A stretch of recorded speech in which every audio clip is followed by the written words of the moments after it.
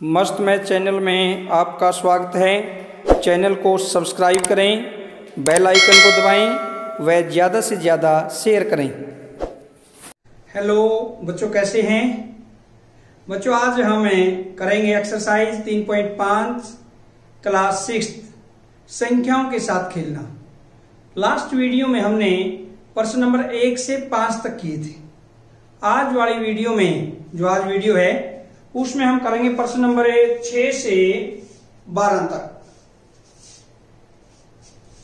प्रश्न नंबर 6 आपके सामने है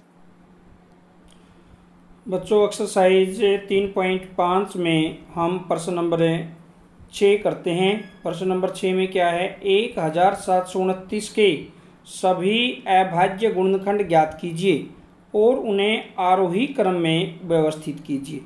अब दो क्रमागत अभाज्य गुणनखंडों में यदि कोई संबंध है तो लिखिए। बच्चों इस प्रश्न में, प्रश्न नंबर 6 में, एक तो 1729 के अभाज्य गुणनखंड ज्ञात करने हैं, दूसरा उन्हें आरोही क्रम में लिखना है, और तीसरा अगर उन्हें आरोही क्रम में लिखने के बाद कोई संबंध बनता है तो उसके बारे में इस प्रश्न में हमें चर्चा करेंगे। प्रश्न नंबर 6, इसमें बच्चों 1729 इसके अभाज्य गुणनखंड बनाने हैं हमने।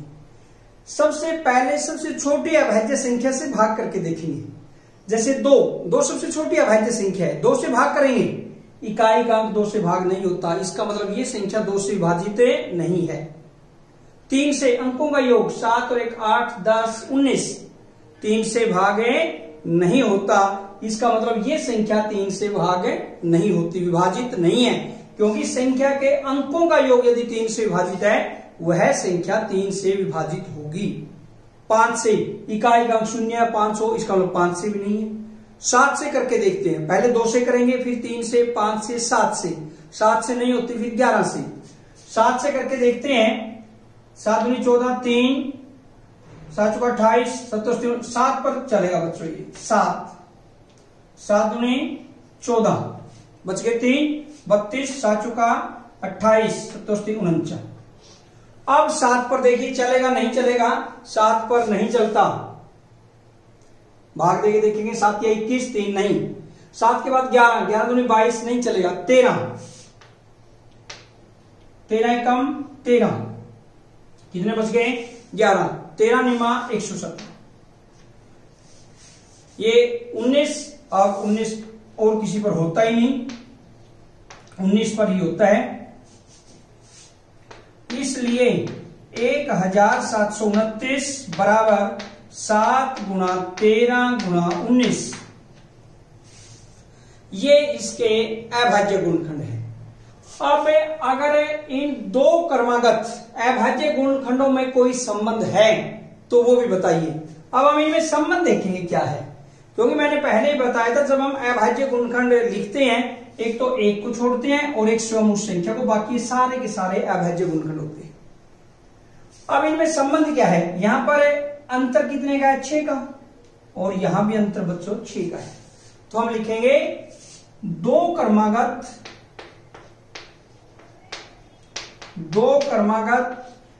अभाज्य गुणनखंडों, दो क्रमागत अभाज्य गुणनखंडों के मध्य या बीच में के मध्य 6 का अंतर है। आप करके भी दिखा सकते हैं, जैसे 13 माइनस 7, इसमें से घटा दिया, कितना आ गया? 6 का अंतर। और ऐसे 19 माइनस 13 6, तो कितने का अंतर है? 6 का। ये था आपका प्रश्न नंबर 6। प्रश्न नंबर 7, प्रश्न नंबर 7 में बच्चों क्या है? 3 क्रमागत संख्याओं का गुणनफल सदैव 6 से विभाज्य होता है। इस कथन को कुछ उदाहरणों की सहायता से स्पष्ट कीजिए। यानी बच्चों 3 क्रमागत संख्याएं हैं, उनका गुणनफल सदैव हमेशा 6 से विभाज्य होगा। किससे विभाज्य होगा? 6 से। इस कथन को कुछ उदाहरणों की सहायता से, कुछ उदाहरण देकर हमने स्पष्ट करना है। देखते हैं प्रश्न नंबर 7। बच्चों 3 क्रमागत संख्याओं का गुणनफल 6 से विभाज्य है। ऐसे हम कुछ उदाहरण लेंगे, जैसे 3 क्रमागत संख्याएं ले ली, 1 गुणा 2 गुणा 3। क्रमागत का अर्थ होता है बच्चों लगातार, कंटिन्यू, लगातार 1 2 3 और इसकी गुणा करेंगे 6, यानी इनका गुणनफल है 6 से विभाजित होता है। अगले 2 3 4 24, ये भी 6 से विभाजित होता है। आगे वाले लेंगे 3 4 5, ये भी 6 से विभाजित होता है। यानी बच्चों देखिए लगातार हम क्रमागत संख्याएं ले रहे हैं और वो किससे विभाजित हो रही है, 6 से। ऐसे ही हम और अगर कोई संख्या लें, जैसे 9 गुणा 10 गुणा 11, 90 990, ये भी 6 से विभाजित होती है। इसका अर्थ क्या हुआ, यहां से हमने एक निष्कर्ष निकाल दिया कि जो भी 3 क्रमागत संख्याएं हैं, कोई भी आगे संख्या 11 गुणा 12 गुणा 13, कोई भी संख्या ले लीजिए, कि 3 क्रमागत संख्याएं हमेशा 6 से विभाज्य है। इसलिए हम क्या कह सकते हैं, इसलिए 3 क्रमागत, क्या लिखेंगे बच्चों, 3 क्रमागत संख्याएं सदैव 6 से विभाज्य है।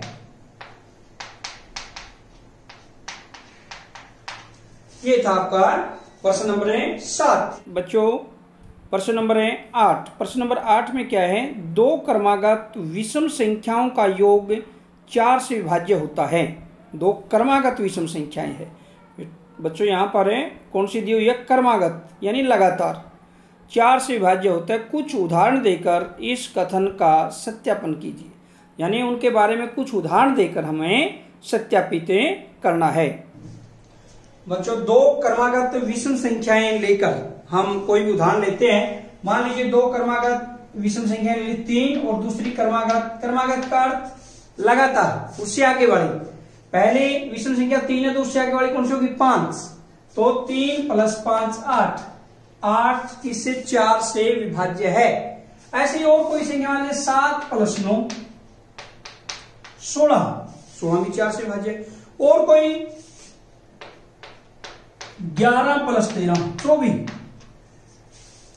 ये भी 4 से विभाज्य है। हमें और भी अन्य उदाहरण लेकर स्पष्ट कर सकते हैं क्या, इसलिए 3 क्रमागत, क्या लिखेंगे बच्चों, 3 क्रमागत विषम संख्याएं, 3 क्रमागत विषम संख्याएं सदैव किससे विभाज्य है, 4 से, 4 से विभाज्य है। ये था बच्चों आपका प्रश्न नंबर 8। प्रश्न नंबर 9। निम्न में से किन व्यंजकों में अभाज्य गुणनखंड किए गए हैं। यानी हमने ये बताना, ए पार्ट है, जैसे 24 के गुणनखंड दिए हुए हैं 2 गुणा 3 गुणा 4, क्या ये अभाज्य गुणनखंड है।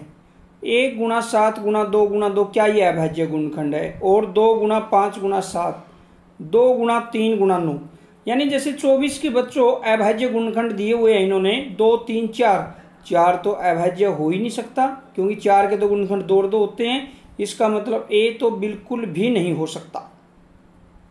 बी में किसी के और गुणनखंड इससे आगे नहीं बन सकते, सी में भी नहीं बन सकते, लेकिन डी में भी बच्चों 9 है, 9 के आगे गुणनखंड बन सकते हैं। इसका मतलब है ये भी अभाज्य गुणनखंड नहीं हो सकते। इसलिए कौन सा बी और सी बचता है। देखिए करते हैं हम प्रश्न नंबर 9। अब बच्चों प्रश्न नंबर 9 में देखिए, इनमें किन किन के अंदर ए बी सी डी में अभाज्य गुणनखंडन किए गए। अगर हम प्रश्न नंबर 9 के ए पार्ट की बात करते हैं, 2 अभाज्य संख्या 3 4, 4 क्या है, एक भाज्य संख्या है। 4 के तो आगे जाके भी गुणनखंड बनेंगे, 2 गुणा 2, इसका मतलब इसके अभाज्य गुणनखंडन नहीं है, ए के नहीं है। क्लियर हुआ कि नहीं। अगर बी में देखते हैं, किसी के भी आगे गुणनखंड नहीं बनते, लेकिन हाँ एक इसमें अभाज्य संख्या तो नहीं है, लेकिन गुणनखंड किसी भी संख्या के आगे नहीं बनते, इसमें अभाज्य गुणनखंड है। ये सारे के सारे यहां तक क्या है, ये अभाज्य गुणनखंडन है। सी में भी 2 5 7, इनसे आगे कोई भी इनके गुणनखंड नहीं बनते, यानी ये भी सही है कि सारे के सारे अभाज्य गुणनखंड है। और अगर हम डी पार्ट की बात करते हैं, 9 के 3 गुणा 3, यानी इसके अभाज्य गुणनखंड नहीं है, यानी 9 के आगे बढ़ेंगे। इसका अर्थ दो संख्याएं हैं, एक तो ये 4 और एक ये 9, जिसके आगे भी गुणनखंडन बनते हैं। तो हमें क्या कह सकते हैं बच्चों, इसमें क्या पूछा था कि अभाज्य गुणनखंडन किए गए हैं, तो हम कह सकते हैं बी व सी, संख्या बी व सी के अभाज्य गुणनखंडन है, अभाज्य गुणनखंडन है। ये था आपका प्रश्न नंबर 9, बी व सी के अभाज्य गुणनखंडन है। प्रश्न नंबर 10 बच्चों, बिना भाग किए, यानी भाग नहीं करना है, क्या 25,110 संख्या 45 से विभाज्य है? हमने ये बताना है कि 25,110 क्या 45 से विभाज्य है। और इन्होंने संकेत भी दे दिया, 5 और 9 सह अभाज्य संख्याएं है। 5 और 9 क्या है बच्चों? सह अभाज्य, यानी उस संख्या को 5 और 9 से विभाजित करके देख लीजिए। अगर वो 5 और 9 से विभाजित होता है, यानी 5 और 9 से यदि विभाजित होती है, तो वह संख्या 45 से भी विभाजित होगी। बस यही हमने इसमें दर्शाना है प्रश्न नंबर 10 में। प्रश्न नंबर 10, इसमें बच्चों ये संख्या 25,110, ये संख्या ये बताना हमने बिना भाग दिए कि क्या ये 45 से विभाज्य है। जब ये 45 से विभाज्यता चेक करनी है, इसका अर्थ क्या हुआ, हमने पहले भी जब विभाज्यता के बारे में विस्तार से चर्चा की, जब 6 की विभाज्यता के बारे में हमने चर्चा की बच्चों, वहां पर क्या किया था कि जो संख्या 2 व 3 से क्या है विभाजित है, वह संख्या सदैव 6 से विभाजित होगी। यानी जो संख्या 2 व 3 से विभाज्य है, वो संख्या 6 से भी विभाज्य है। क्यों, ऐसा क्यों कहा? क्योंकि 2 व 3 सह अभाज्य संख्याएं है। सह अभाज्य संख्याएं कौन सी होती है? जिसमें गुणनखंड, जो साझा गुणनखंड है, कॉमन गुणनखंड है, वो सिर्फ एक होता है। तो अब इसमें 45 में 5 और 9 सह अभाज्य संख्याएं हैं, 5 और 9 सह अभाज्य संख्याएं हैं। तो हम ये कह सकते हैं यह संख्या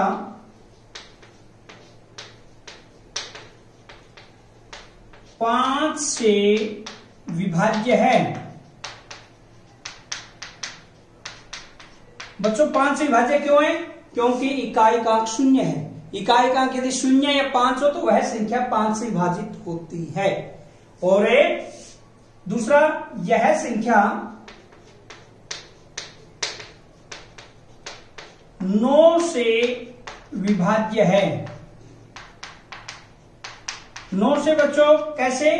जिस संख्या के अंकों का योग 2 और 5 7 8 9 अंकों का योग 9 बैठता है, अगर इनके सारे अंकों को जोड़े तो ये अंकों का योग 9 से विभाजित है, इसका अर्थ ये संख्या 9 से विभाज्य है। और जब संख्या, क्योंकि संख्या 5 व 9 से विभाज्य है, संख्या 5 व 9 से विभाज्य है, इसलिए संख्या 45 से विभाज्य है। क्यों है? ब्रैकेट में ये भी कहा लिखेंगे, क्योंकि 5 व 9 सह अभाज्य संख्या है। 5 व 9 सह अभाज्य संख्या है। ये 5 और 9 बच्चों सह अभाज्य संख्या है, इसलिए जब ये 5 और 9 से विभाजित है तो ये संख्या 45 से भी विभाजित होगी। क्लियर हुआ कि नहीं? हमने यही निकालना था इसमें कि डायरेक्ट 45 से भाग नहीं करना था, बिना भाग दिए, यानी 45 से बिना भाग करे हमने ये बताना था कि क्या ये संख्या 45 से विभाजित है। वही हमने किया, 5 व 9 से विभाजितता चेक करके। ये था आपका प्रश्न नंबर 10। अब बच्चों करते हैं प्रश्न नंबर 11। प्रश्न नंबर 11 में क्या है? संख्या 18 2 और 3 दोनों से विभाज्य है। 18 क्या है? 2 और 3 दोनों से विभाज्य है। 2 गुणा 3 बराबर 6 से भी विभाज्य है। यानी जब वो 2 और 3 से विभाज्य है तो इसका मतलब वो किससे है, 6 से विभाज्य है।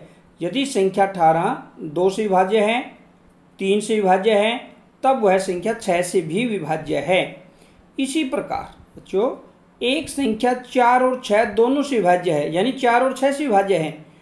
क्या हम कह सकते हैं 4 गुणा 6 यानी 24 से भी ये विभाजित होगी। जैसे ये संख्या 6 से है ना, यहाँ पर ये 6 से विभाजित है, तो क्या ये इसी प्रकार से 24 से विभाजित होगी। क्योंकि जो 6 से विभाजित है बच्चों ये 2 और 3 से विभाजित है, लेकिन जो संख्या 24 है वो 4 और 6 से है। यदि नहीं तो अपने उत्तर की पुष्टि के लिए एक उदाहरण दीजिए। हमने उदाहरण देकर इसके उत्तर की पुष्टि करनी है। बच्चों प्रश्न नंबर 11 में क्या है, जैसे 18 है, 18 संख्या 2 व 3 से विभाज्य है, इसलिए यह सदैव 6 से भी विभाज्य होगी। क्यों? क्योंकि 2 व 3 सह अभाज्य संख्याएं हैं। जब 2 व 3 सह अभाज्य संख्याएं हैं तो इसलिए वो 6 से भी, उनके गुणनफल से भी विभाज्य होगी। लेकिन 4 और 6, 4 गुणा 6 जो संख्या, मान लीजिए हमने संख्या 12 ले ली, 12 संख्या 12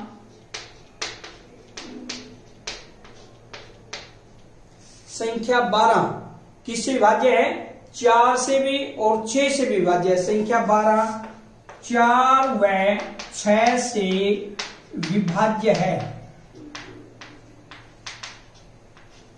संख्या 12 4 व 6 से विभाज्य है, परंतु 24 से विभाज्य नहीं है।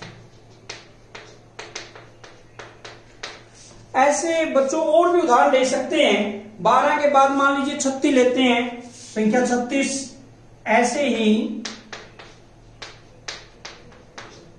उदाहरण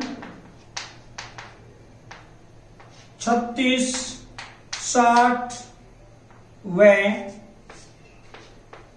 अन्य हो सकते हैं।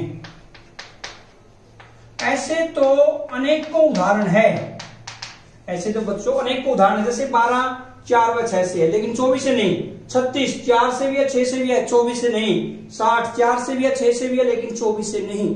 ऐसे अनेकों उदाहरण है। फिर इसमें ऐसा क्यों हुआ कि 4 और 6 से जो संख्या विभाजित है 24 से नहीं? क्योंकि 4 व 6 सह अभाज्य संख्या नहीं है। यदि ये सह अभाज्य संख्या होती फिर ये 24 से विभाजित होती। कैसे? जैसे संख्या 2 व 3 से विभाजित है वो 6 से होती है हमेशा, ऐसे ही 4 व 6 सह अभाज्य संख्या नहीं है। हम इसमें लिखेंगे क्योंकि 4 व 6 संख्याएं सह अभाज्य नहीं है। ये इसका कारण है बच्चों, क्योंकि 4 और 6 में एक के अतिरिक्त अन्य साझा गुणनखंड 2 भी है, 2 से 4 भी होता है, 2 से 6 भी भाग होता है। इसलिए ये क्या है कि एक के अलावा इसके अंदर 2 भी साझा गुणनखंड है, इसलिए सह अभाज्य संख्याएं नहीं है। और जब ये सह अभाज्य संख्याएं नहीं है तो इनके गुणनफल से वो विभाजित नहीं हो सकते। ये था प्रश्न नंबर 11। प्रश्न नंबर 12 व अंतिम प्रश्न बच्चों, मैं 4 भिन्न भिन्न अभाज्य गुणनखंडों वाली सबसे छोटी संख्या हूं। यानी अभाज्य गुणनखंड है भिन्न भिन्न अलग अलग और सबसे छोटी संख्या हूं। क्या आप मुझे ज्ञात कर सकते हैं कि यानी क्या आप बता सकते हैं कि सबसे मैं छोटी संख्या हूं, मैं संख्या क्या हूं? तो बच्चों इसमें जैसे कल ये सबसे छोटी संख्या बतानी है हमने, और इसमें यह भी है भिन्न भिन्न अभाज्य गुणनखंड। जैसे सबसे छोटी अभाज्य संख्या 2, फिर क्या है बच्चों 3, फिर 5 और फिर 7। ये अभाज्य संख्याएं हैं। जब हम इनका गुणनफल करेंगे वही सबसे छोटी संख्या होगी। देखिए करते हैं प्रश्न नंबर 12। प्रश्न नंबर 12 इसमें बच्चों क्या है, प्रश्न नंबर 12 में भिन्न भिन्न अभाज्य गुणनखंडों वाली 4 भिन्न भिन्न अभाज्य गुणनखंडों वाली सबसे छोटी संख्या। इसका मतलब सबसे छोटी 4 अभाज्य संख्याएं देख लीजिए। हम लिखेंगे इसलिए अभीष्ट संख्या, अभीष्ट का मतलब बच्चों जो संख्या पूछी गई है, अभिहित संख्या बराबर सबसे छोटी अभाज्य संख्या 4, 2 से छोटी कोई अभाज्य संख्या नहीं, 2, 3, 5, 7, यानी क्या होगी 210। इसका अर्थ है जो संख्या पूछी गई है वो क्या है 210, जो सबसे छोटी अभाज्य संख्याओं से बनी है, 4 से 2, 3, 5 से 7 से। ये था आपका प्रश्न नंबर 12। इस वीडियो में बच्चों इतना ही। पार्ट 2 दूसरे भाग में प्रश्न संख्या आज हमने चर्चा की 6 से लेके 12 तक। कल नेक्स्ट वीडियो में मिलते हैं प्रश्न नंबर 1 के साथ एक्सरसाइज 3.6। तब तक के लिए जय हिंद, जय भारत।